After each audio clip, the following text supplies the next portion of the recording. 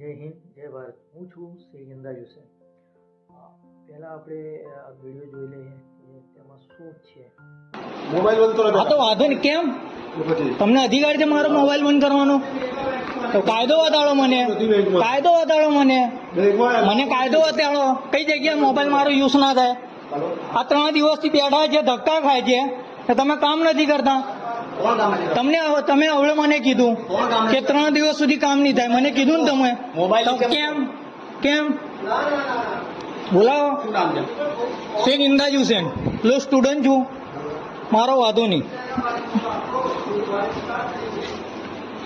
3 દિવસથી આવીને બેસ્યા છે બધા.